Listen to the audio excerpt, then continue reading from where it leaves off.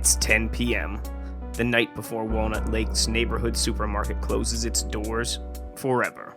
The owners and night crew have a long shift ahead of them, longer than they think.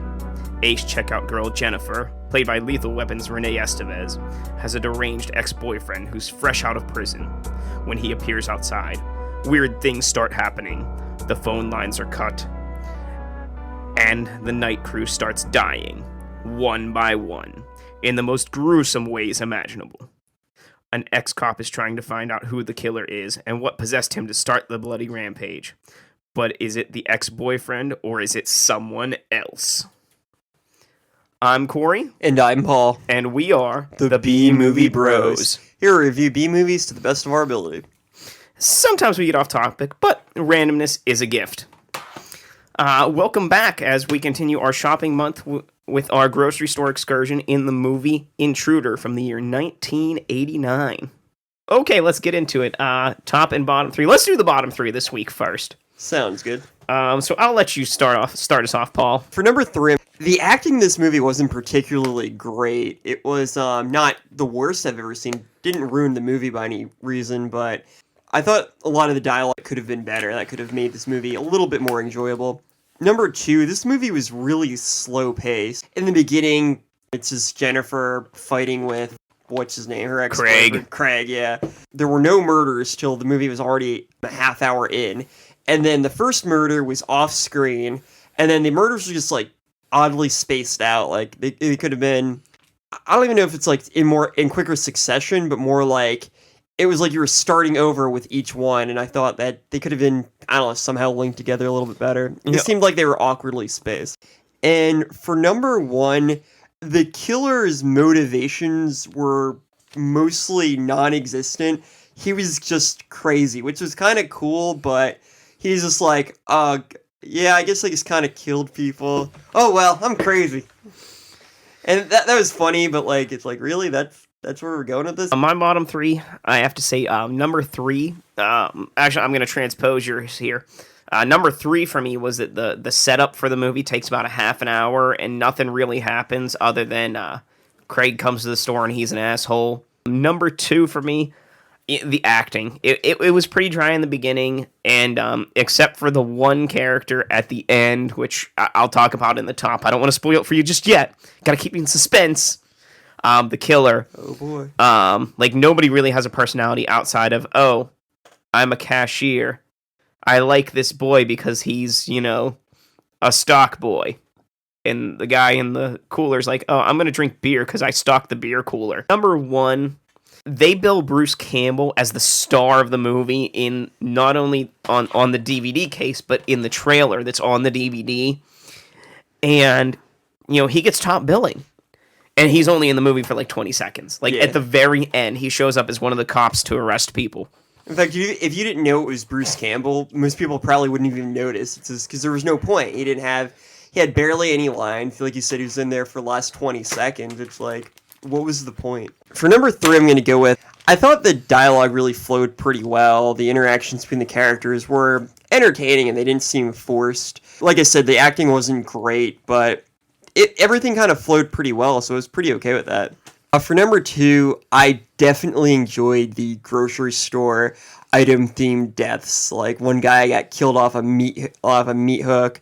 One guy got killed in a garbage trash compactor, which is just amazing. And this guy got his head sliced off by a meat slicer. It was pretty amazing. And for number one, I'm gonna have to go with, this movie had two twist endings. Finding out who the killer was and how the movie overall ends were two things I really wasn't expecting. So, even though, as I stated with my bottom ones, I thought the killer's motivations were forced to say the least, I thought that having the twist was pretty good. So, I'm a sucker for a good twist. Oh, so you like M. Night Shyamalan movies then? I like one M. Night Shyamalan movie. Sixth Sense. Okay, so my top three. Number three is that once the killing starts, the carnage doesn't stop. You thought it was paced bad, but I thought it kind of it felt like it kept going. I didn't think there was too much time between the deaths, except the first killing in the parking lot. You're like, okay, so when's somebody gonna die again? and then it just like starts and it keeps going. Number 2, you said the grocery store deaths in the themed deaths. I think one death above them all has to be mentioned, and that's the bandsaw death. Back in the meat cutting area, they have a bandsaw. And you expect whenever they go to put an actor's head through a bandsaw that they would cut away, or that they would like show a partial thing, or they would like pan up and blood would just spatter.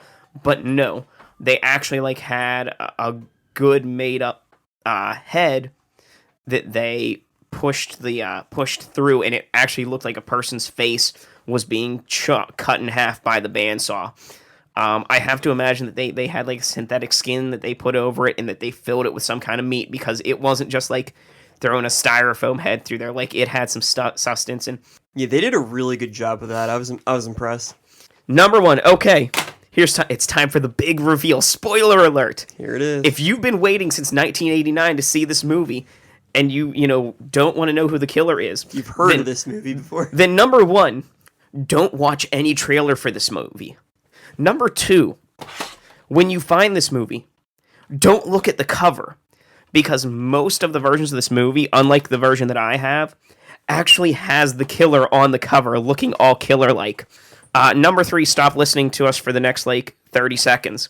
The killer is Bill, the manager that actually cares about his employees. Bum, bum, bum. And at the end of the movie, he's no longer Bill, he's Crazy Bill. And he's just... Bill evolved into Crazy Bill. He takes all the personality that should have been in the other characters and uses them for himself. He made a great crazy guy. He's very entertaining. And, first off, somehow through all the people he's murdered throughout the movie, he's managed to keep his clothes blood-free. When he's, chasing Jennifer through the store at the end of the movie, he still, stops to, straighten up the store from things that have fallen off the shelves. Why? Because he's fucking nuts. Because it's his store. You gotta respect the store. He loves this store. He uses one of the other characters' decapitated heads as a puppet. That was hilarious. To lure Jennifer down one of the aisles, and then to beat Craig with, I love how after she realizes it's a decapitated head, he's still turning to it and talking to it. He was just so insane. It was great. And then the fact that he gets away with it at the very end.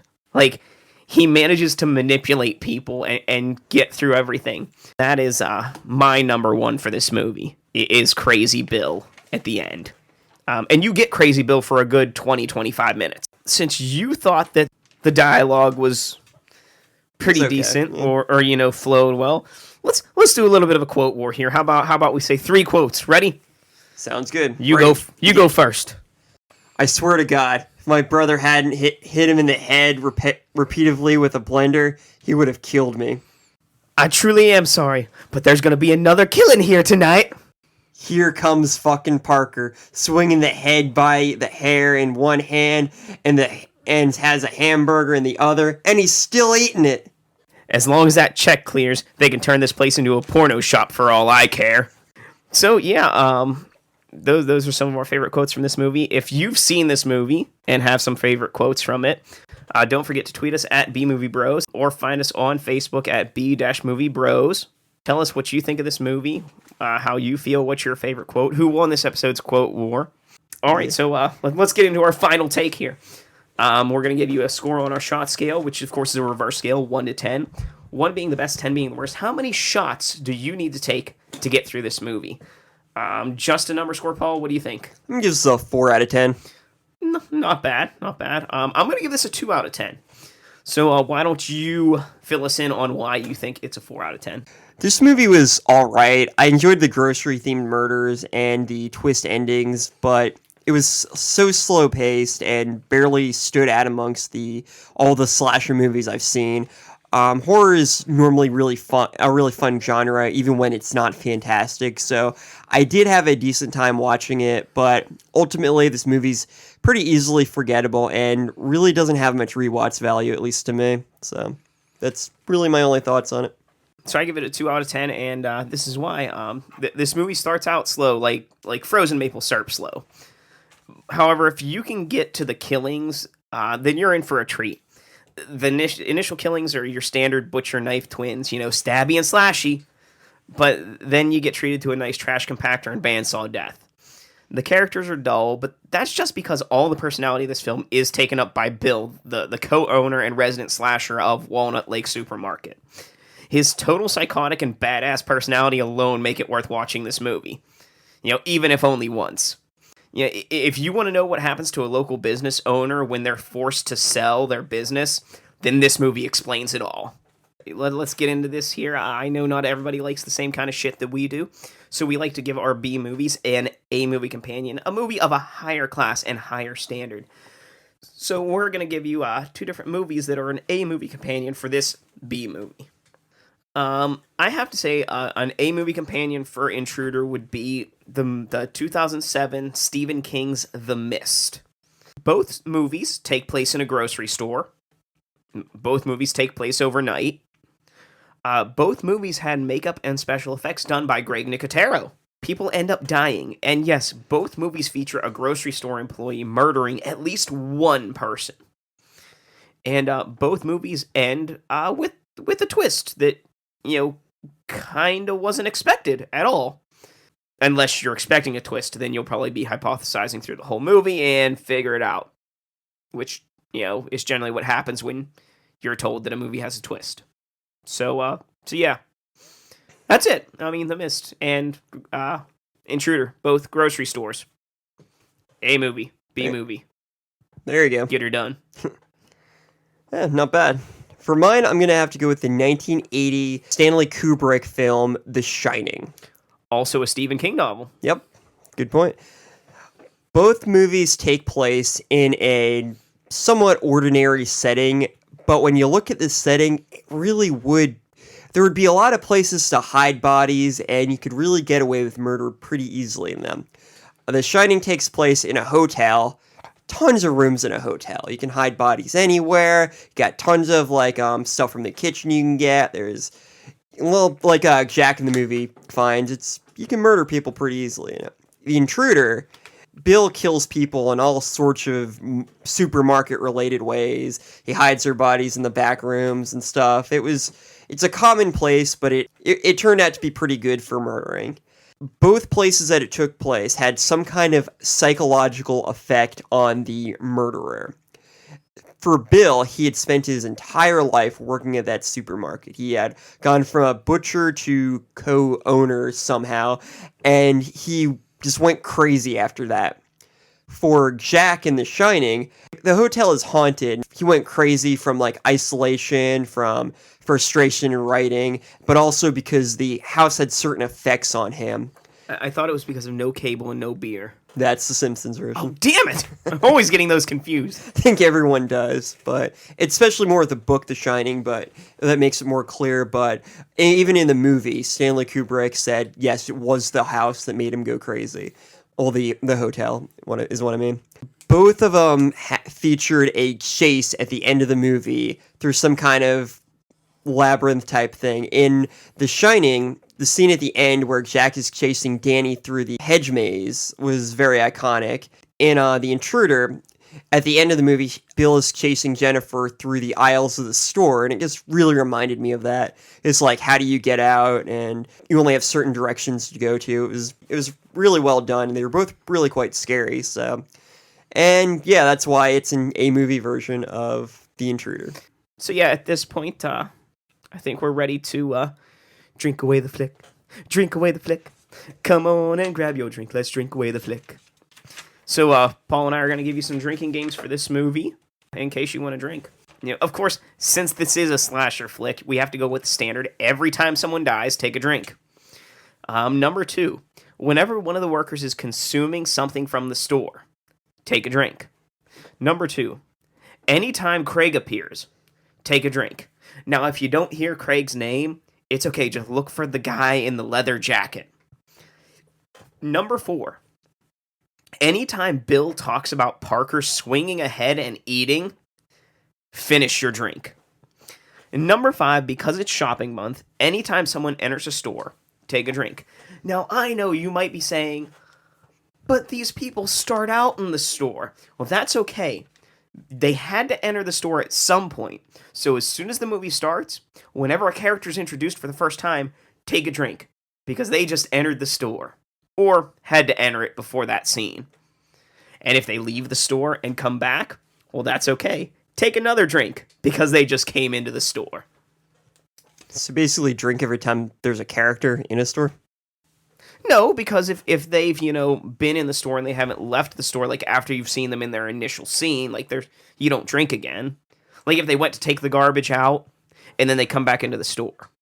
Or like, when Craig is kicked out of the store, but then when he comes back into the store the next time, you take a drink for him, entering the store. I thought you said if they, appeared in the store, that means they had to have entered it at some point. Well, at the very beginning, because you don't see them walk into the store, but okay. When they're initially...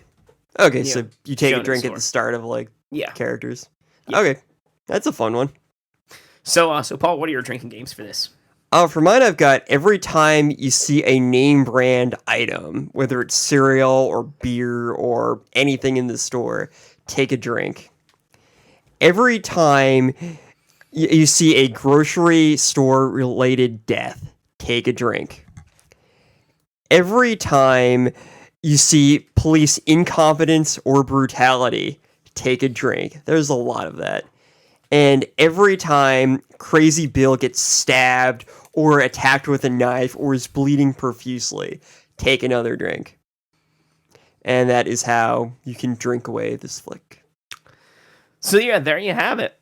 If you want to join us next week, which, I'm sure a lot of people will, whether they listen to this episode or not, because we're doing a little bit more of a famous movie next week. We will continue Shopping Month with the 1995 color movie debut of Kevin Smith's directorial talents with the movie Mallrats.